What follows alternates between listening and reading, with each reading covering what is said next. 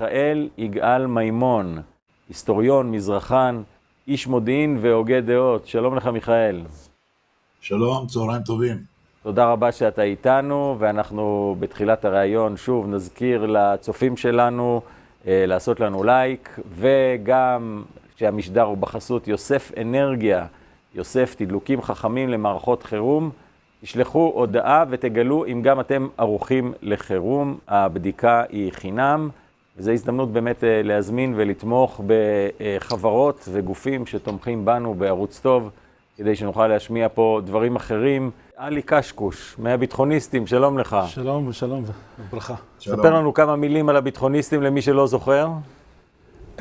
הביטחוניסטים זה העמותה, זה התנועה שכבר רואים אותה בפעילויות המשמעותיות שהיא עושה בתוך החברה הישראלית, במיוחד הדאגה שלה והחשיבות שלה לניצחון ישראל. היא תנועה שכל מה שהיא חושבת עכשיו זה מה שירצה את עם ישראל ויביא אותם למקום הנכון, לניצחון, ללכידות, לאחדות, לעם ישראל שמתואר כמו שצריך, כמו שתיארו אותו לפני הרבה שנים, עם ישראל המאוחד, המלוכד, עם ישראל ששותף למטרה אחת, שהיא המטרה בעצמה היא להילחם בטרור ולהשמיד את הטרור ולהתפטר מאויבינו. אויבינו מסביבנו פשוט רוצה לחסל אותנו, רוצה להשמיד מדינת ישראל. התנועה באה וקמה בשביל לשמור על ביטחון מדינת ישראל ואזרחיה. זה העיקרון הראשי, והעיקרון, זה התכלית מכל העמותה. יגאל עדיין איתנו? אני פה. כן, אז הצלחת לשמוע את סוף הרעיון עם יגאל, הוא אומר, בגדול הוא אומר, סליחה, אם אנחנו חזקים, מכניעים אותם, זה עוצר את הג'יהאד. מה הגישה שלך לגבי הדבר הזה? לפי דעתי, אני ככה חושב, מדינת ישראל חייבת להיות חזקה. תראה, אנחנו במזרח תיכון, והמשחק ידוע. המשחק ידוע בכל מה שעושה המשטר האיראני, ובאזור, במזרח התיכון, או בזרועות שלו, מחיזבאללה לחמאס, וכל מה שהוא רוצה, פשוט להשמיד מדינת ישראל, זה ידוע. ועכשיו הוא פשוט מתרחב ומתפשט ונכנס לכל מיני זוויות ולכל מיני כיוונים, הוא נכנס גם לשטחים, הוא מוכן להיכנס לערבי ישראל, אין לו בעיה. העיקר, איפה שהוא יכול להשפיע, ואיפה שיכול להשפיע ויכול לשנות את הדעה לגבי מדינת ישראל, זה הצלחה בשבילו. הוא רוצה להגיע למצב שערבי ישראל יתמכו בו.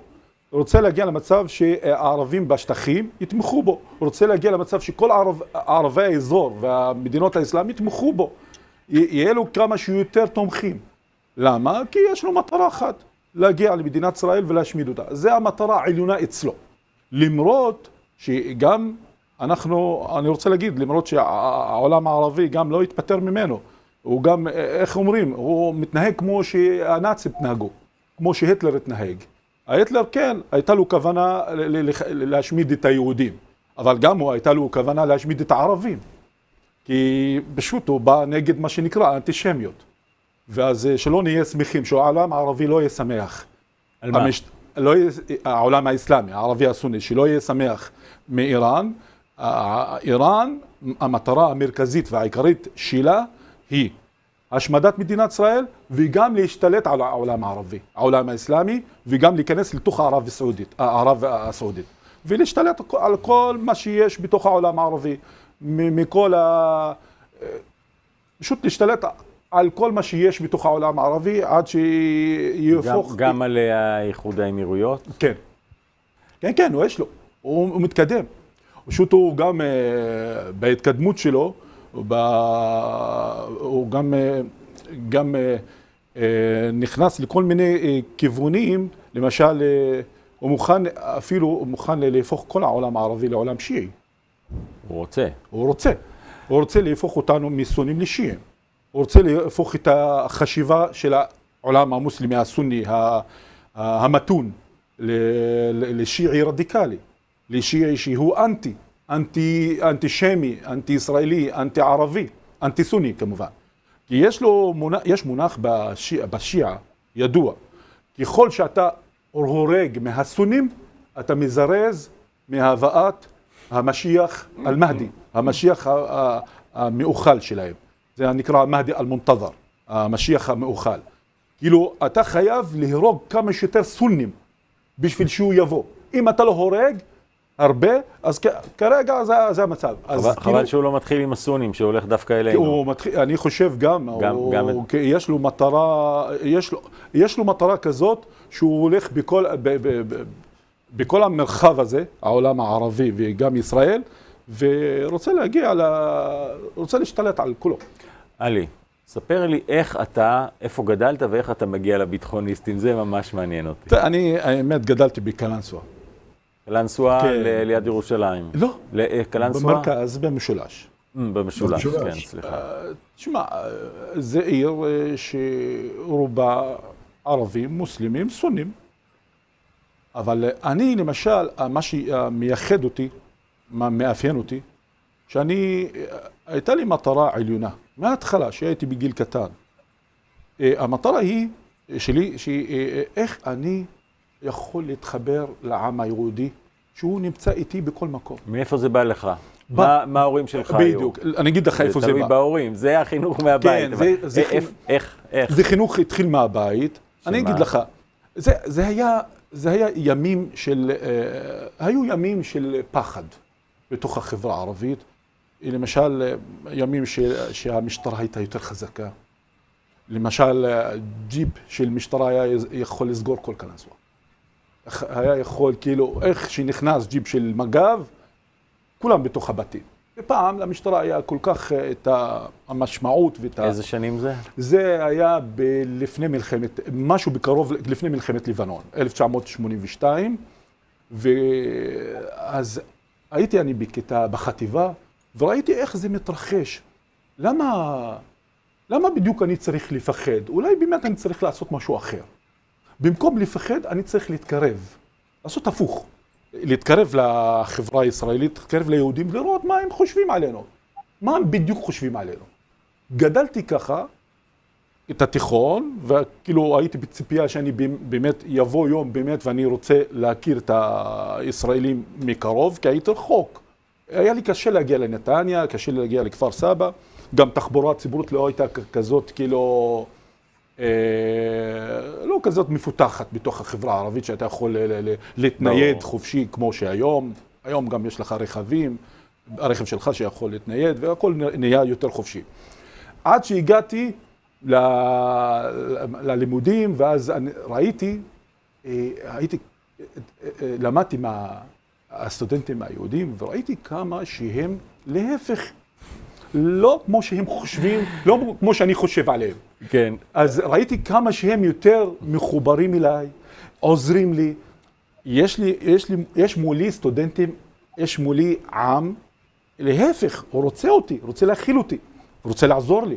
לא עם כזה שכל מה שחשבנו בהתחלה ואמרו לנו וסיפרו לנו, אם זה מהתנועה האסלאמית ומזה סיפורי, מה שנקרא סבתא, מסיפורי רחוב, אולי גם סיפורים, אולי צצו מהבית ספר, צצו מהחברה הקרובה אליי, ואמרו היהודים רוצים... אולי מהספרי לימוד גם. גם ספרי לימוד שהיהודים רוצים להרוג את הערבים, לחסל את הערבים. לא היה מונח כזה. רגע, עלי, אני עוצר אותך. סיפור מרתק, אנחנו נמשיך בו מיד, אבל אנחנו רוצים, לצאת לחסות קצרה, לספר שהשידור שלנו הוא בחסות יוסף אנרגיה. יוסף הוא תומך שלנו, הוא צופה בערוץ טוב, הוא תומך בנו, הוא מספק סולר איכותי, שירות 24/6, בשבת הוא לא עובד.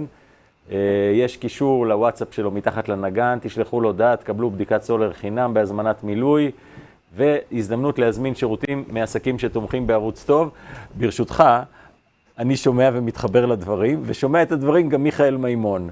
מיכאל מימון שהיה איתנו קודם, ומיכאל מה הגישה שלך? אתה שומע פה את אלי, שאחרי זה אנחנו נשמע גם איך ההורים שלו התייחסו לדבר הזה, שזה בטח גם סיפור מעניין, אבל אתה שומע פה את אלי שגדל בישראל, מתחבר אלינו, נמצא בביטחוניסטים, מה הגישה שלך לערביי ישראל מהסוג שלא נלחם בנו, אלא להפך? הסברתי אותה ברור, צריך לעשות קו ברור בין מי שמוכן לחיות איתנו פה, לקבל אותנו כמדינה יהודית, ובין מי שמנסה להילחם במדינה היהודית. מי שמנסה להילחם במדינה היהודית, אם זה ראאד סלאח, או אם זה איימן עודה, או אם זה אחמד טיבי, או אם זה הגברת זועבי, אין לו מה לעשות פה, לא בבית ספרנו, הוא לא יכול להישאר פה, פשוט לגמרי. ומי שמרים יד, מנסה לעשות טרור, מנסה להילחם בנו, ודאי וודאי, דמו בראשו. מי שרוצה לחיות איתנו, על הרסנה, מה שנקרא, על ראש שמחתנו, הוא יקבל מאיתנו הכל, מעל ומעבר, אין בכלל ספק ואין שאלה על זה. ברשותך, אני אגש לאיזו שאלה שמן הסתם עולה בכל פעם שאתה פוגש אנשים שמדברים איתך. אתה היית קשור לראש הממשלה בנימין נתניהו בשירות הצבאי? כן, נכון. איך ראית אותו אז ואיך אתה רואה אותו היום? אולי גם את הסיפור שלא כולם מכירים, אז ספר לנו בקצרה את הסיפור גם. הוא היה חבר לנשק, גרנו בחדר משותף מיום הגיוס ועד סוף קורצינים, ככה יצא ככה, זה לא היה, היינו חברים טובים, היינו יוצאים לאפטרים ביחד מהסיירת, והייתי גם בן בית אצלם בירושלים, והוא היה בחור על כיפק, פטריוט, ישראלי, אמיץ, נועז, משקיען, ממוקד מטרה כמו שאנחנו רואים היום. כשהוא ממוקד מטרה, הוא ממוקד מטרה, הוא הולך עד הסוף.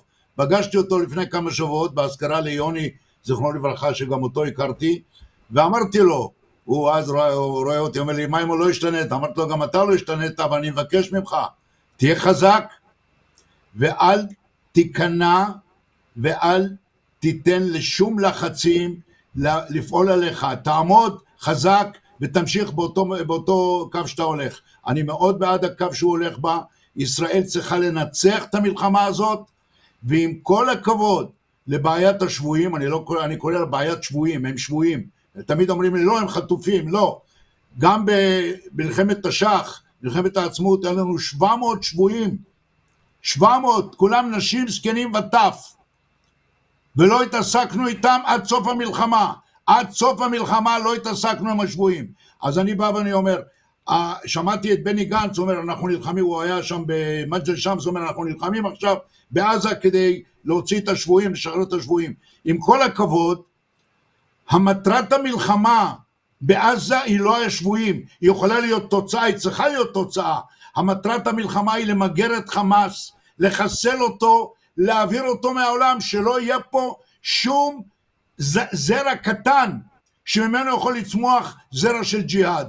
הסברתי קודם, הבעיה שלנו, אני מדבר רק עכשיו על ארץ ישראל, אני לא פותר את הבעיות של העולם, באירופה יהיה להם עוד בלגן, הם עוד לא ראו כלום, אבל אנחנו פה חיים בארץ הקטנה הזאת, אנחנו לא, מה זה טרור? טרור זה ג'יהאד.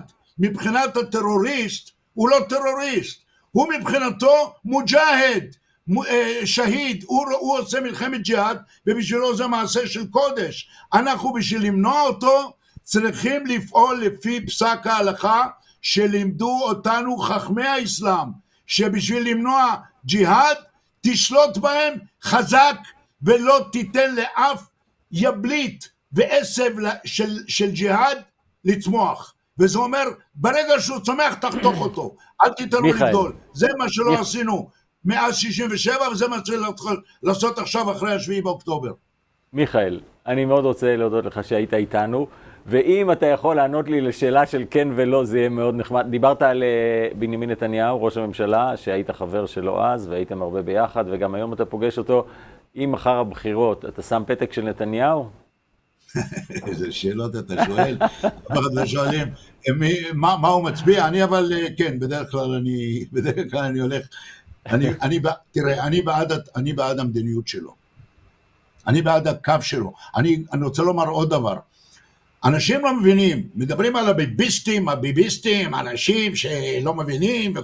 רבותיי, כל מי שעיניו בראשו יודע שהיום נוצר מצב, כל הכבוד לביבי שהוא מיצב את עצמו פוליטית בסיטואציה הזאת, שהוא האבן הראשה, הוא המכשול, הוא המחסום האחרון בפני פתרון שתי המדינות ובפני שלטון השמאל. אם הוא הולך, מי שתופס את השלטון זה יאיר לפיד וגנץ וחבר מרעיהם, והם הולכים למסור את הארץ. אני טוען שהייעוד של דורנו זה להשלים את כיבוש ארץ ישראל עד הסוף, כמו בימי יהושע, לא יהיה ספק ולא יהיה אפילו מטר אחד של אדמה שיהיה לגביו סימן שאלה אם הוא חלק ממדינת ישראל או לא. צריך להכיל את הריבונות היהודית ביהודה ושומרון ובנימין ובעזה. ואם אנחנו נכבוש את דרום לבנון במהלך המלחמות שיפתחו, אנחנו צריכים גם שמה, גם זה חלק מישראל, מארץ ישראל. אגב, זה גם מובטח לנו בתוכנית האום, שמה גם היינו צריכים, הגבול שלנו היה שמה, לפי הצהרת בלפור. מיכאל מימון, היסטוריון, מזרחן, איש מודיעין וגם הוגה דעות וגם חבר של נתניהו לעת מצוא. אנחנו מאוד מודים לך שהיית איתנו ומודים לך על הדברים המרתקים.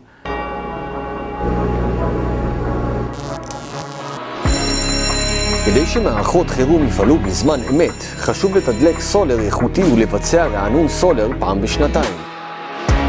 הזמינו תדלוק וקבלו בדיקת סולר חינם, כך תהיו רגועים בהפסקת חשמל.